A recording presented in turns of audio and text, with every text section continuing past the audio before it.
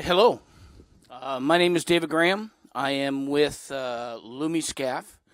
We're a small little company out of Bordeaux. And I've been working in the VR, virtual reality, immersion technology sector for going on almost 25 years. And the last two presenters here I found extremely interesting. And it sort of blew up my own presentation because what I had prepared was completely changed by the last two presenters. I think, first of all, Ubisoft, I think they really showed us the power of virtual reality.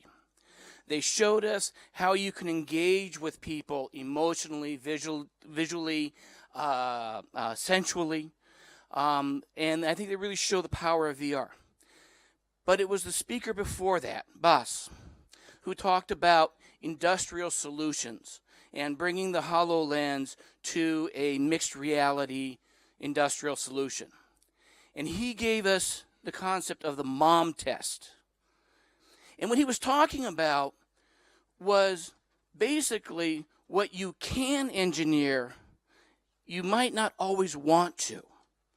Okay? And this is the challenge I think we have with virtual reality, particularly in the industrial use. Is that the things that you can develop for virtual reality are amazing. But, as Bas clearly pointed out, the cost does not always get paid back through return on investment. And that's kind of what I want to talk about here today. I was asked to talk about virtual reality in an industrial use case. And as a company, this is something we work with every day. Our customers, by the way, I run Lumiscaphe Asia. I am the managing director for Lumiscaphe in Asia Pacific. And I work with all of the global brands, advertising agencies, manufacturers, and I work with them specifically to find ways to improve their business through virtual reality and immersive technologies. Okay, I've been doing this a long time. And the one thing that's happened that over my career that I've seen over and over and over again is new technology coming out. People get really excited about it, and then they spend enormous amounts of money that ultimately do not have a payback. The amount that they spend to develop does not necessarily come back in terms of a return on investment. And this is a pattern that's repeated over and over and over again. So today, what I want to talk about is how Lumiscaphe has delivered projects that have verifiable returns on investment. Okay? The first thing that we need to do is talk about who Lumiscaphe is. And I think most of the new technology and things that are coming out are from companies similar to us in that we're a small company. But we've been around a long time. We've been around for about 20 years. We are not a company that is looking for venture capital investment. We're not trying to create the next bleeding edge technology. We don't want to promote disruptive technologies. We're a company that focuses specifically on what our customers want, what they need, and how we can deliver that and give them a return on their investment. And that is the most important thing that we're completely focused on in terms of the amount of investment put in versus the amount of return on the output. Our company was founded 20 years ago. Like I said, it was founded by 5 friends who are passionate about computer graphics, about virtual technology. These people are still the people that are running the company today. And I think this is very unusual in the software industry. Usually you bring in venture capital, you expand the company, build all the users, and then you go public, and then the founders take their money and go. We're not that kind of company. We're a company that's focused specifically on working very, very closely with our customers to find solutions to their problems by using virtual technology. Okay?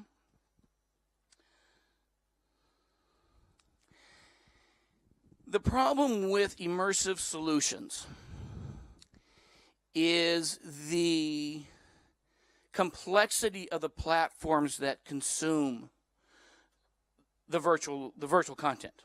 You have iPads, you have got PCs, you've got smartphones, you've got the internet, you've got caves, power walls. It's a variety of platforms that, to generate a return on investment, you have to be able to deliver to all of these platforms.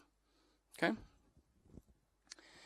And one of the reasons for this is that in the product development cycle, that you have multiple steps. You have the invention of the product, the initial design concept, the initial models. Then you move into design, where you're refining and reducing and making the products better and ready for sale. You then have to validate. You validate manufacturing. You need to validate functionality. You have all these different parts that you need to validate. And then you go into the sales and marketing process. Okay? And the sales and marketing is web content, smartphone applications. You've got VR experiences. You've got showroom touch screens, web configures. It's a wide variety of platforms that you need to deliver all this content to. Okay, so when you're talking in a use of virtual reality and immersive solutions in an industrial commercial space, you're talking about a very complex environment. Okay? Not only that in the creation of products and through the product development process, within the organization itself, you have many different parts of the organization. You've got marketing, you've got sales, you've got engineering, you've got design. You have all of these departments that need to use the content throughout the organization. So, for the organization, at the end of the day, when they launch the sale of the product, they bring together all of the work from all of the multiple departments and then deliver the final product. Virtual reality and immersive solutions need to do the same thing. They need to be able to exist in every single corner of the organization and then be able to pull it all together at the end of the day for the final delivery of the product. Okay? This is really complicated stuff. Okay? It's complicated because the use case of the sales department is different from the use case of engineering, which is again different from the use case of design. And you have multiple use cases, and each corner of the organization has a different platform. Engineering may use caves, while sales and marketing is more interested in HMDs and smartphone applications. Okay, so you have multiple use cases and you have multiple platforms that you all have to integrate. This integration is extremely, extremely difficult, just because of the sheer volume of data and the sheer complexity of data. So now we are, as a company, and as I'm trying to talk about here, we're really focused on the return on investment to our customers. Virtual reality is very emotional, great scenes, you get really passionate about it.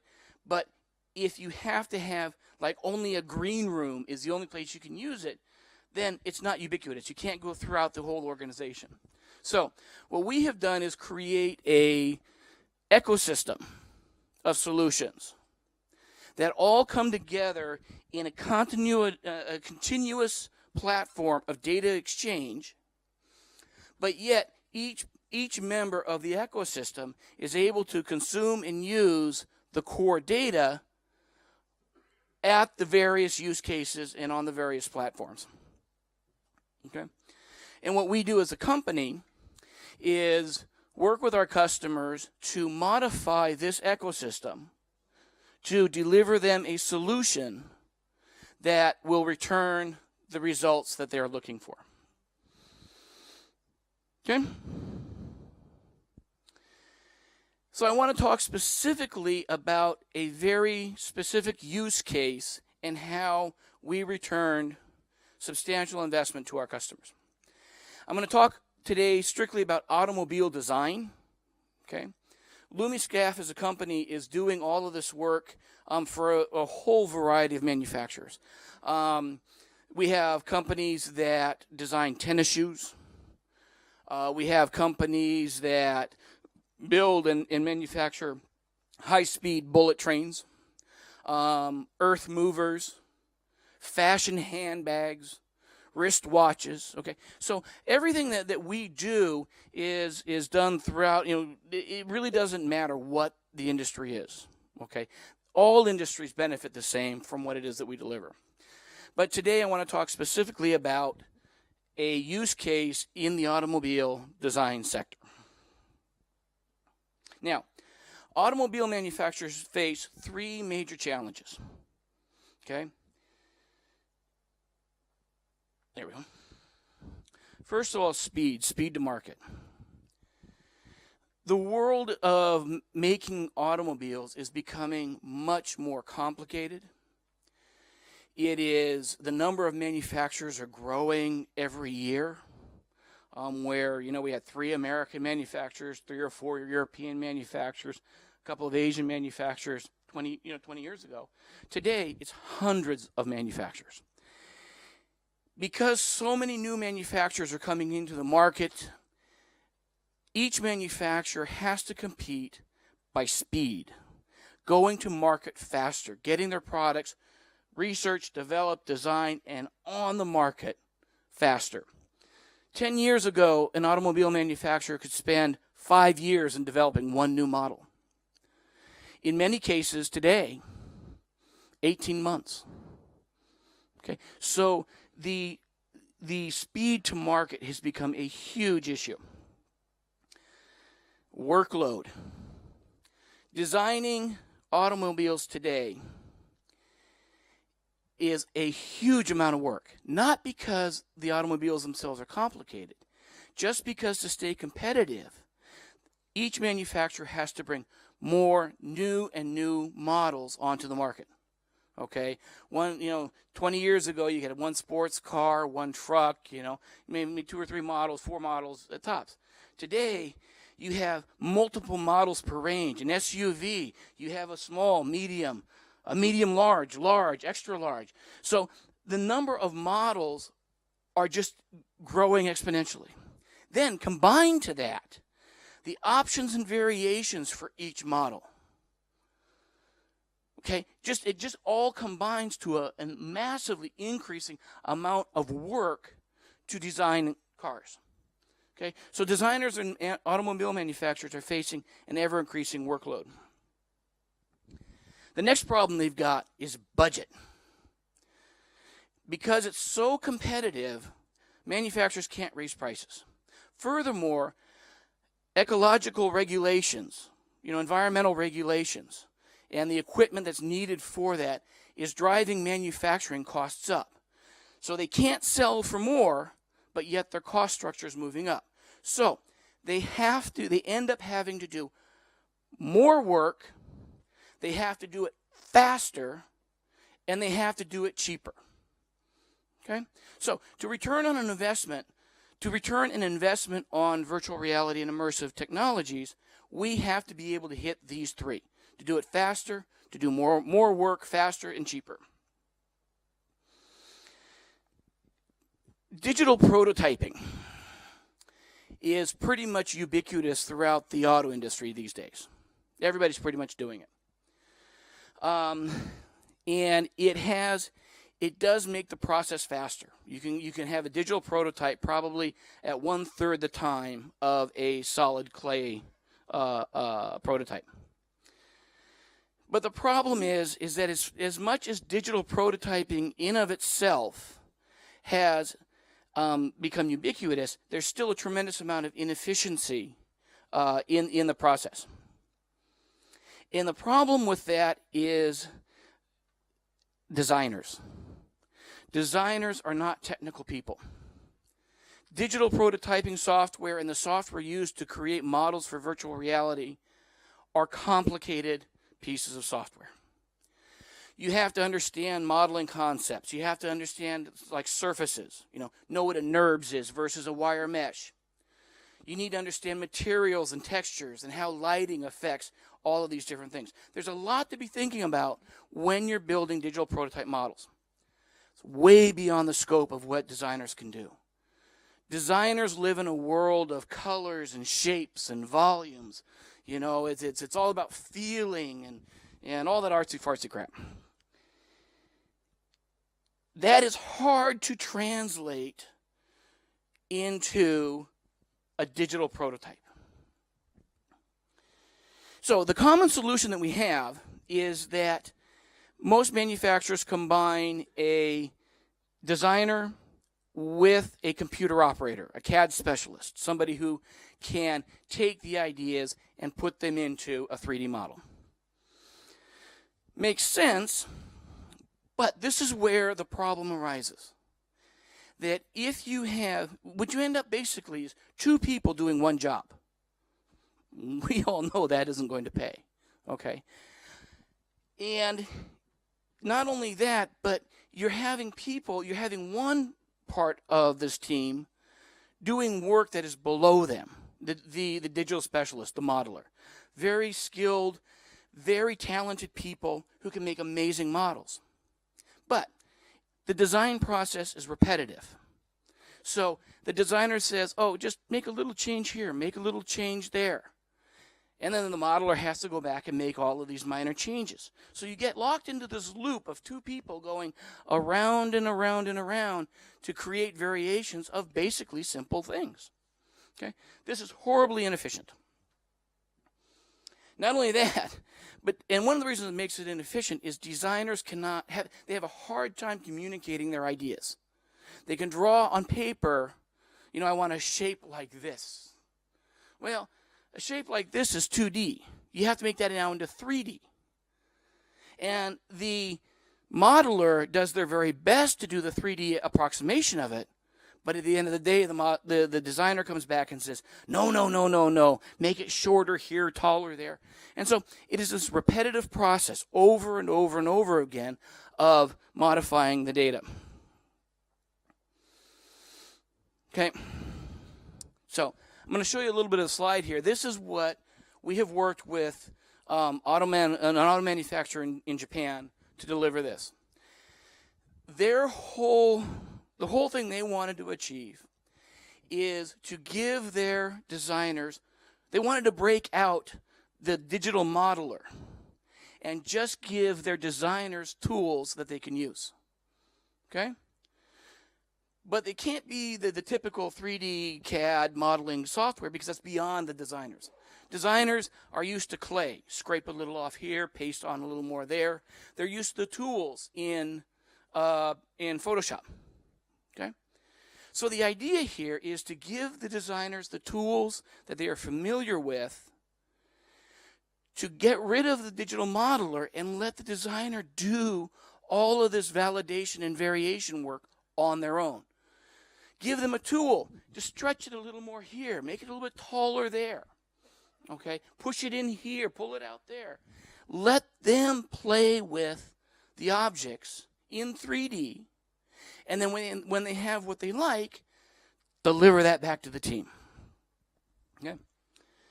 Now this is, I can't show you, we developed a whole suite of these tools for this manufacturer. I can't show you them all. We'll be here all day. And I'm just going to show you two. And the first one I'm going to show you is what we call our what do we call it? Free form deformation, or FFD. Okay. And I'm just going to show you just a quick video of what we're doing here. So we're in VR. We're picking our tools, and the designer is picking the objects that they want to modify. Pick on the points that they want to change. Pull it out, stretch it, move it. Boom. And they can repeat this over and over and over again. Maybe it's too big here. Maybe it's too small there. This is a tool that they can go and do all of these modifications on their own without having to go to a modeler. Now, the second tool that I'm going to show you today is what we call the curve tool. At times, designers want to create a new object. Okay, let's say they have an old seat like this, but they want to make a completely new model based on this. Well, that is beyond the scope of what the designer can do, but it is what the modeler is very good at. So the challenge here is to give the designer the ability to design in 3D and then to give that back to the modeler so they have a 3D framework to start from. Instead of having a pen and paper or a Photoshop drawing, they actually have a 3D model in which they can start working from and build and fill out the rest of it. So this is our curve tool. Taking the original line, and then this is how they're going to start modifying it.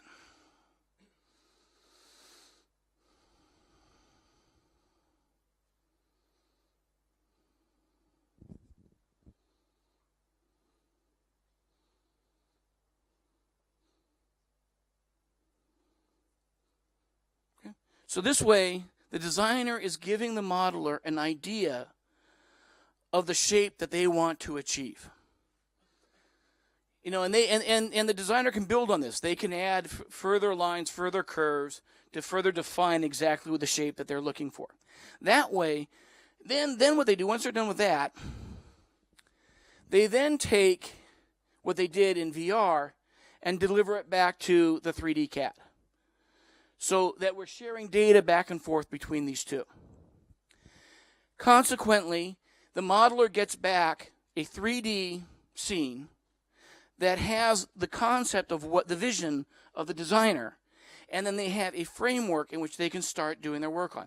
This makes the whole process extremely more efficient.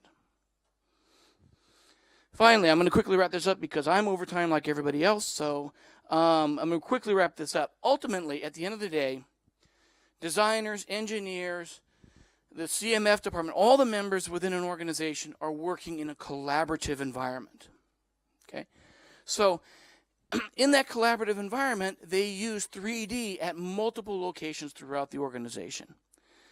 What we're doing with this particular solution, and we call it CAD tools for Excel VR. Excel VR is our package of virtual reality software, and these are tools that we've added to it. So what we're doing with this is giving the designers a place to start designing, making the whole system more efficient, and then being able to collaborate throughout the organization using the same software. Okay, I'm going to wrap this up real quick. Just to let you know that the company, we've been working with the company in Japan for 2 years now to develop this. And just before coming here, I asked them really quickly what their opinion of these tools were. And their response was, there is no greater magic for designers than our CAD tools for Excel VR. And the reason why is they have increased the speed of their design department by a factor of 3. Okay? They are now delivering this technology to their worldwide operations because it improves the speed and the quality of their design work. And that is delivering a return on the investment of virtual reality. And I'm going to end it there. I could talk all day about this because it's really good stuff, but I'm going to end it here today, and that's how we are delivering VR solutions that actually pay for the customer. Well, thank you so much. You're welcome.